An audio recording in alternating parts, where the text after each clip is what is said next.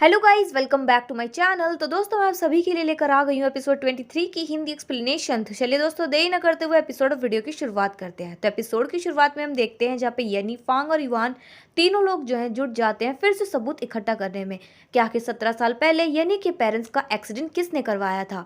और वहीं पे कुछ सबूत मिले होते हैं तो वो उसके जरिए नहीं ढूंढ पा रहे होते हैं असली कल्प्रेट को। और फिर तब यहाँ पे शेन मान्यांग आ जाते हैं। तो शेन मान्यांग को देख के वो तीनों ही चुप हो जाते हैं। वहीं पे शेन मान्यांग कहती है कि मुझे पता है कि तुम लोग जो है अभी भी इतने सारे सबूत मिलने के बावजूद भी असली कल्प्रिट को नहीं ढूंढ पा रहे हो, लेकिन क्या पता मैं तुम्हारी कुछ मदद कर दूं, क्योंकि उस एक्सीडेंट में मेरे डैड को हायर किया गया था तुम्हारे पेरेंट्स की कार को हिट करने के लिए। लेकिन उस एक्सीडेंट के बाद मेरे डैड को कोई भी पेमेंट रिसीव नहीं हुई, लेकिन हाँ, मेरी मॉम के फॉरेन वाले अकाउंट में पेमेंट रिसीव हुई थी। क्या पता उस ट्रांजैक्शन के द्वारा हम असली कल्प्रिट का पता लगा सके। जहाँ पे यनी कहता है कि मुझे नहीं लगता कि हम उसके जरिए कुछ पता लगा सकते हैं। तो शेन मान्यांग कहती है कि एटलीस्ट हमें ट्राई तो करना चाहिए ना। और फिर इसके बाद यनी और शेन मान्यांग अकेले बैठे होते हैं और वो अभी भी काम कर रहे होते हैं। तो यनी शेन मान्यांग से कहता है कि शेन मान्यांग, अब तुम्हें आराम करना चाहिए। तो शेन मान्यांग कहती है कि येन शिनचैंग, मुझे तुमसे बहुत जरूरी बात करनी है। वो पहले तुम्हारी तबीयत खराब थी ना, इसलिए मैंने इस टॉपिक पे तुमसे बात करना सही नहीं समझा। और वहीं वो कहती है कि मैं तुमसे अपने डैड की गलतियों की माफी मांगना चाहती हूँ। जहाँ पे येन शिनचैंग उससे कहता है कि तुम्हें इन सब चीजों के लिए माफी मांगने की कोई जरूरत नहीं है, इसमें तुम्हारा कोई भी कसूर नहीं है। और वो दोनों बातें कर ही रहे होते हैं कि तभी अचानक से कोई दरवाजा नॉक करता है। और शेन मान्यांग जब दरवाजा खोलते हैं तो और कोई नहीं, शेन मान्यांग के डैड होते हैं। और फिर उसके डैड उन दोनों के साथ आकर बैठ जाते हैं। और फिर वो यनी से कहते हैं कि मुझे जो है तुमसे बहुत जरूरी बात कहनी है। पहले मैं तुम्हें नहीं बता पाया, लेकिन मैं अब तुम्हें बताना चाहता हूँ कि 17 साल पहले तुम्हारे पेरेंट्स का एक्सीडेंट जिस ट्रक ने किया था वो मैं नहीं बल्कि किसी और ने किया था। वहीं पे शेन मान्यांग और यनी ये सुनकर बहुत ज्यादा हैरान हो जाते हैं। और फिर हमें पास दिखाया जाता है जहाँ पे शेन मान्यांग के डैड ट्रक में बैठे होते हैं। और वहीं पे उन्हें जो एक आदमी का कॉल आता है जो कि उनसे कह रहा होता है कि तुम बस कार को हिट करके वहां से भाग जाना। जहाँ पे शेन मान्यांग के डैड कह रहे होते हैं कि मैंने ये काम पहले कभी नहीं किया और नहीं मैं करना चाहता हूँ। जहाँ पे वो लोग कह रहे होते हैं कि अगर तुम्हें तुम्हारी बीवी का इलाज कराना है तो तुम्हें ये काम करना ही होगा, और जैसे तुम ये काम कर देते हो तो हम तुरंत ही तुम्हारी बीवी के अकाउंट में तुम्हें पैसे ट्रांसफर कर देंगे और तुम अपने बीवी का इलाज भी करवा सकते हो। और फिर शेन मान्यांग के डैड ट्रक लेकर आगे बढ़ते हैं कार को हिट करने के लिए, लेकिन वो कार को हिट नहीं करते हैं, वो अपना ट्रक बीच में ही रोक देते हैं। लेकिन तभी सामने से एक अचानक से एक ट्रक आता है और वो यनी के पेरेंट्स की कार को कुचलकर चला जाता है। वहीं पे शेन मान्यांग के डैड ये देखकर काफी हैरान हो जाते हैं। और फिर यहाँ प्रेजेंट में शेन मान्यांग के डैड ये सारी बातें बता रहे होते हैं और कह रहे होते हैं कि उस एक्सीडेंट के बाद मैं बहुत ज्यादा घबरा गया था और डर गया था। मुझे लग रहा था कि कहीं वो लोग मेरे परिवार को नुकसान ना पहुंचाए, इसलिए मैं तुम्हारी मॉम और तुम्हें लेकर वहां से निकलने ही वाला था। लेकिन उसी रात तुम्हारी मॉम की डेथ हो गई, तो फिर इसके बाद मैं तुम्हें वहां से लेकर निकल गया। और वहीं पे वो यनी से इन सब चीजों के लिए माफी मांग रहे होते हैं। जहाँ पे शेन मान्यांग कहती है अपने डैड से कि डैड आप सच बोल रहे हैं। जहाँ पे इसके डैड बोलते हैं कि हाँ, मैंने जो कुछ भी कहा सब सच कहा है। फिर वहीं पे शेन मान्यांग यनी से कहती है कि मेरे डैड की बातें सुनकर मुझे एक बात तो समझ में आ गई है कि तुम्हारे पेरेंट्स की कार को भी 2 बार हिट करवाने के लिए उन्होंने 2 ट्रक को हायर कराया गया था, ताकि मेरे डैड अगर हिट ना करे तो वो लोग दूसरे ट्रक से एक्सीडेंट करवा सके।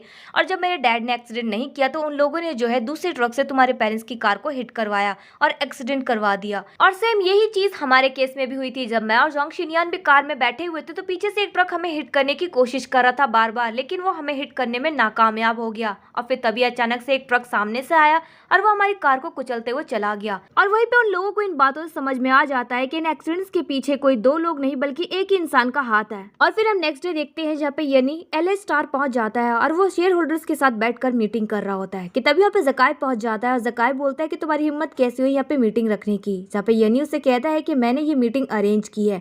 तो जकाय कहता है कि मुझे तुमसे कोई भी लेना देना नहीं है कि आखिर तुम्हारा क्या प्लान है। तुम्हें ऑलरेडी एलए स्टार से और जोंग मेंशन से निकाल चुके हैं, तो तुम्हारी हिम्मत कैसे हुई प्रेसिडेंट की कुर्सी पे बैठने की। यनी जकाय से कहता है कि जैसे तुमने मुझसे एलए स्टार को छीना है, सेम आज वैसे ही मैं तुम्हारे साथ भी करने वाला हूँ। मैं लेस्टर को वापस लेने वाला हूँ। तो जकाय हंसते हुए बोलता है कि क्या कहा तुमने, एलए स्टार को वापस लेने वाले हो? आखिर कैसे? उस फालतू सी सील को दिखा के। जहाँ पे यनी कहता है कि तुम अभी भी बच्चे के बच्चे ही हो, कितने साल गुजर चुके हैं, तुम अभी बड़े कब होगे। और वह भी उससे कहता है कि मैं तुम्हें एक चीज दिखाना चाहता हूँ। उसे एक फाइल देता है और कहता है कि अब से मैं जो है इस कंपनी का सबसे बड़ा शेयर होल्डर बन चुका हूँ, क्योंकि मेरी मॉम के जो 40% शेयर्स थे वो मैंने फाइनली अपने नाम करवा दिए हैं और इस कंपनी के सभी शेयर होल्डर्स मेरी बात से अग्री करते हैं। और वह पे जकाया जो उसकी बातों को नहीं मानता है, कहता है कि मैं इन सब बातों को नहीं मानता हूँ, तुम झूठ बोल रहे हो। और फिर फाइल खोल के देखता है तो उसे यकीन हो जाता है और फिर हैरान होते हुए गुस्से में कहता है कि आखिर तुम तुमने ये सब कैसे किया, तुम्हारे पास इतने पैसे कहाँ से आए। तो यानी उससे कहता है कि आखिर मैं इतने सालों से मेहनत किस लिए कर रहा था, कुछ पाने के लिए तो कर रहा था ना कि कुछ खोने के लिए। और फिर तभी वहाँ पे लिन के भाई की एंट्री होती है जो कि यानी के सपोर्ट में होता है और यानी से कहता है कि मुझे तुम्हारे फैमिली मैटर से कोई भी लेना देना नहीं है, लेकिन हाँ मैं पैसे बनाने में बहुत इंटरेस्टेड हूँ। और वहीं पे यानी और लिन के भाई के बीच में फिर से कोलैबोरेशन हो जाता है। वहीं पे जकाई गुस्से की नजरों से लिन के भाई की तरफ देख रहा होता है। वहीं पे लिन का भाई चला जाता है तो इसके बाद वो यानी को कुछ बातें सुनाता है और वहीं पे उसे कहता है कि तुमने भले ही एल स्टार मुझसे छीन लिया हो, लेकिन ज़ोंग मेंशन में आने की कभी भूल भी मत करना, उस पर तुम्हारा जरा भी कोई हक नहीं है। और वहाँ से जाने लग जाता है। लेकिन तभी वहाँ पे जकाई का असिस्टेंट जब दरवाजा खोलता तो दरवाजे अचानक से लॉक हो जाते हैं। वहीं पे जकाई यानी की तरफ देखता है, उससे बोलता है कि तुम मुझे ऐसे बंद करके नहीं रख सकते हो येन सिंचैंग। जहाँ पे यानी उससे कहता है कि तुमने जो किया है उसका भुगतान तो तुम्हें करना ही होगा। वहीं पे यानी जकाई से कहता है कि तुम्हारी हिम्मत कैसे ही ज़ोंग शिडियान को चोट पहुंचाने की, तुम ही हो ना जिसने उसके पीछे गुंडे लगवाए, उसका पीछा करवाते थे गुंडों से और उस पर नजर रखवाते थे, लेकिन एक्सीडेंटली तुमने शेन मानियांग को पकड़वा लिया और फिर तुमने उसको भी हर्ट करने की कोशिश करी। जहाँ पे जकाई का असिस्टेंट आता है और वो बोलता है कि मिस्टर रियान आपको कोई बहुत बड़ी गलतफहमी हुई है, ऐसा हमने कुछ किया ही नहीं है। वहीं पे वो जकाई से भी बोलता है कि बॉस आप कुछ कहते क्यों नहीं है, मिस्टर रियान जो भी इल्जाम लगा रहे वो सब गलत है, अभी ने एक्सप्लेन क्यों नहीं करते हैं। जहाँ पे फांग उठता है और उनके मुंह पे सबूत फेंक कर मारते हुए बोलता है कि तुम्हारी हिम्मत कैसी हुई ये सब झुटलाने की कि सब तुमने नहीं किया है। फिर तभी वहाँ पे जकाया उन सबूतों को देखता है तो डर जाता है और उल्टा अपने असिस्टेंट पर इल्जाम लगा देता है कि तुम्हारी हिम्मत कैसी हुई मेरे पीठ पीछे सब करने की। जहाँ पे उसका असिस्टेंट हैरान होता है और बोलता है कि बॉस आप मुझ पर ऐसे सारा इल्जाम कैसे लगा सकते हैं। वहीं पे जकाया यानी से कहता है कि तुम्हें जो है मुझ पर भरोसा करना चाहिए ना कि इसकी बातों पर, आखिरकार हम दोनों भाई है। तो यानी भी उससे कहता है कि हाँ मैं तुम पर भरोसा करता हूँ।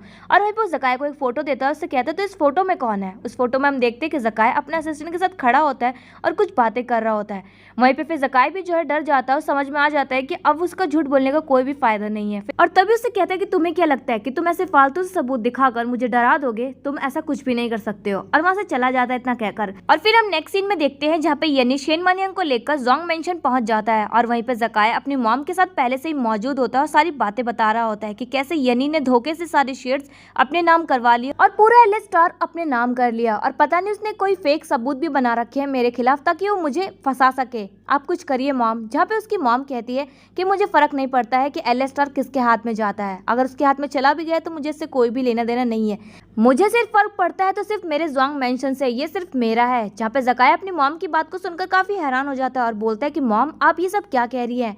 और वहीं पे फिर उसकी मॉम यानी से कहती कि तुम्हारी हिम्मत कैसे हुई ज़ोंग मेंशन में कदम रखने की, तुम्हें किसने परमिशन दी और आखिर तुम हो कौन और तुम्हारी असली आइडेंटिटी क्या है। जहाँ पे यानी जकाई की मॉम की तरफ हंसते हुए बोलते कि क्या आपको सच में नहीं पता कि मैं कौन हूँ। और वहीं पे वो अपना फोन निकालता है और एक रिकॉर्डिंग सुनाता है जिसमें उसके मॉम और डैड बातें कर रहे होते हैं और उसमें ऐसा कुछ भी नहीं बोला होता जैसा कि जकाई की मॉम ने सुनाया था कि वो मिशन का बेटा नहीं है, वैसा कुछ भी नहीं होता। और यहीं पे पता चलता है कि जकाई की मॉम ने जो है वो रिकॉर्डिंग मैनिपुलेट की थी।